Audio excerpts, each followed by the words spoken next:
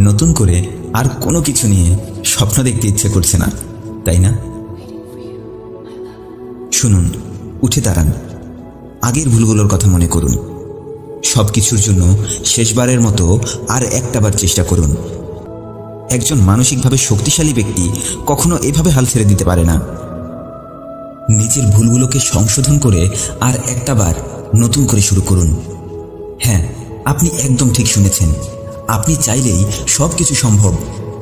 আপনি এই জীবনটাকে যেভাবে চালাবেন, ঠিক সেভাবেই আপনার জীবন আপনার ইচ্ছেগুলো পূরণ করে দেবে। হাজারটা বাধা আসার পরেও পাহাড়ের ঢাল বেয়ে নেমে আসা একটা শান্ত নদী যেভাবে সাগরকে খুঁজে বের করে, ঠিক সেভাবেই খুব শান্ত হয়ে আপনাকে আপনার লক্ষ্যের দিকে একটু একটু করে এগিয়ে যেতে হবে। আমার একটা প্রশ্নের উত্তর দিতে পারবেন? আপনি দিনের পর দিন কেনই বা এভাবে হতাশায় পড়ে আছেন, বলতে পারবেন কি? শুনুন, এই পৃথিবীর কেউ আপনাকে বোঝার চেষ্টা করবে না। কেউ যদি এটা বুঝতে পারে যে আপনি অভাবে পড়ে গেছেন, তাহলে আপনাকে দেখেই পাশ কাটিয়ে চলে যাবে। আপনার খারাপ সময় আসলেই কাউকে আর আপনার পাশে খুঁজে পাবেন না। তাই নিজেকে প্রতিষ্ঠিত করুন, নিজের কাজে ফোকাস করুন। নিজের সমস্যার কথা আল্লাহ ছাড়া আর অন্য কাউকে বলবেন না।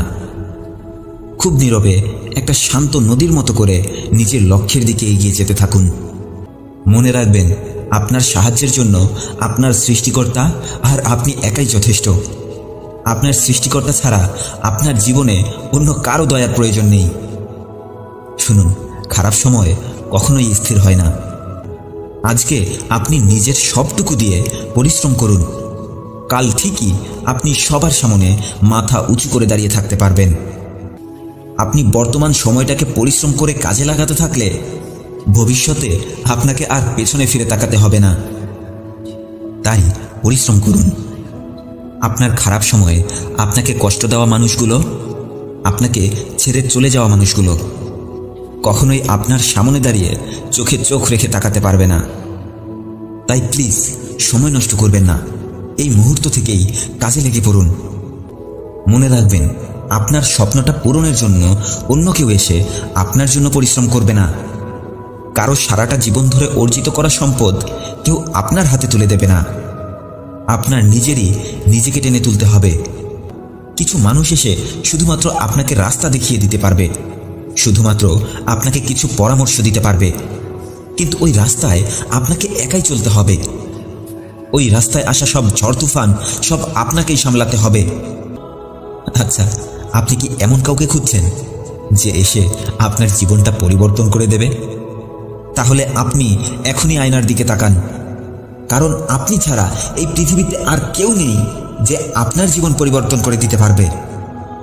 তাই এখনই ঘুরে দাঁড়ান।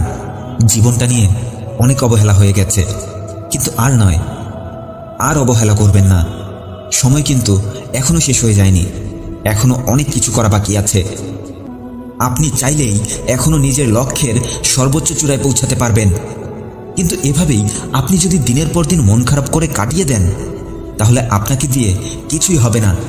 একটু ভাবুন তো, বৃষ্টির ফোঁটাগুলো কত ছোট ছোট, কিন্তু যখন এই বৃষ্টির ফোঁটাগুলো অবিরাম ধারায় ঝরতে থাকে, তখন তা একটি শুকনো নদীকেও ভরিয়ে দিতে পারে।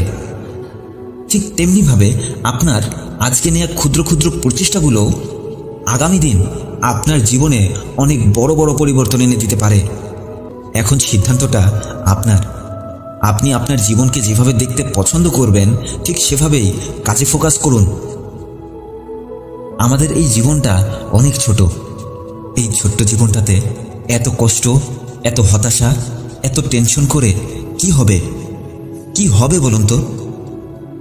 আপনার এই ছোট্ট জীবনটাকে সঠিক কাজে ব্যবহার করতে শিখুন। আপনাকে অনেক কিছু করে দেখাতে হবে। সব টেনশন, কষ্ট, হতাশাকে একদিকে রেখে নিজের সবটুকু দিয়ে কাজে লেগে পড়ুন।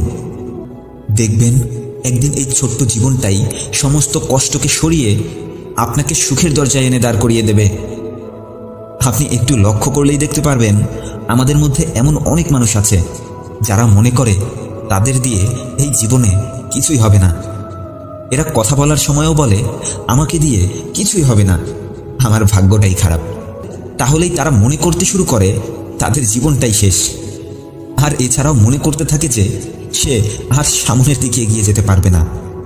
অথচ যারা ধৈর্য নিয়ে চেষ্টা চালাতে থাকে তারা কোনোদিনও ব্যর্থ হয় না। একসময় ঠিকই তারা অন্ধকার পেরিয়ে আলোর দেখা পায়। তাই কখনো ব্যর্থ হলে আশা ছেড়ে দেবেন না, আবার নতুন করে শুরু করুন। আপনি যেখান থেকে শুরু করবেন সফলতা ঠিক সেখান থেকেই গর্জে উঠতে শুরু করবে। মনে রাখবেন, আপনার জীবনে যদি কখনো ব্যর্থতা না আসে তাহলে আপনি কখনো কোনো কিছু করার জন্য চেষ্টাই করেননি। কারণ যারা চেষ্টা করে তাদের জীবনেই ব্যর্থতা আসে। যারা চেষ্টা করে না তাদের জীবনে, অলস মানুষের জীবনে ব্যর্থতা আসে না।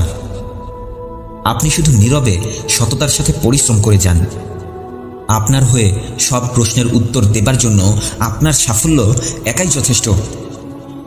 আপনি একটু লক্ষ্য করলেই দেখবেন, যারা জীবনে সফল তারা প্রায় নীরব থাকে। অযথা কথাবার্তায় তারা সময় নষ্ট করে না, কারণ তাদের দক্ষতার কথা সারা পৃথিবী বলতে থাকে। কেউ যদি আপনাকে ইট মারে তাহলে পাথর দিয়ে তার জবাব দিতে যাবেন না, তার ছোড়া ওই ইট দিয়েই ঘর বানিয়ে তাকে আপনার ক্ষমতা দেখিয়ে দিন।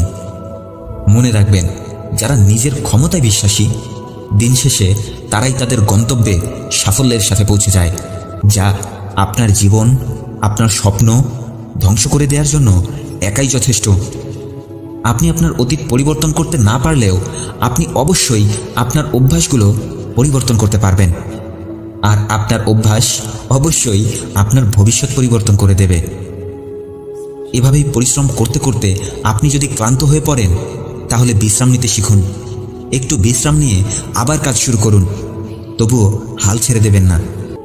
মনে রাখবেন, জীবনে আসা সমস্যাগুলো দেখে পালানোটা অনেক সহজ, কিন্তু জীবনের সব থেকে কঠিন মুহূর্তে দাঁড়িয়ে নিজের স্বপ্নগুলোকে লালন পালন করা, নিজের স্বপ্নগুলোর যত্ন নেওয়া অনেকটাই কঠিন। তবে কাজ করতে করতে কখনো নিরাশ হয়ে যাবেন না, ভেঙে পড়বেন না। নিজের উপর বিশ্বাস রাখুন, আপনি অবশ্যই পারবেন। আপনাকে দিয়ে অবশ্যই সম্ভব। একটি কথা জানেন কি? অন্ধকার রাতের পরে সব সময় একটি আলোকিত দিন অবশ্যই আসে। ওই আলোকিত দিনটাকে ফিরিয়ে আনার জন্যই আপনাকে যথেষ্ট যুদ্ধ করতে হবে। হ্যাঁ, যুদ্ধের সাথে আপনাকে ধৈর্য ধরে সংগ্রাম চালিয়ে যেতে হবে। সাহস রাখুন, কখনো হতাশ হয়ে যাবেন না, কখনো দুঃখ কষ্টের কাছে হার মেনে নেবেন না, কখনো দুশ্চিন্তা করবেন না। দুশ্চিন্তা করে আপনার শুধুমাত্র মানসিক চাপ বৃদ্ধি পাবে, ভালো কোনো কিছু হবে না। আপনি দিনের পর দিন আরও বেশি পিছিয়ে পড়তে শুরু করবেন। তাই কখনো দুশ্চিন্তা করবেন না। হ্যাঁ, কখনো দুশ্চিন্তা করবেন না, কারণ আপনি যতক্ষণ চেষ্টা করতে থাকবেন ততক্ষণ আপনার সৃষ্টিকর্তাও আপনার জীবনটা বদলাতে থাকবেন।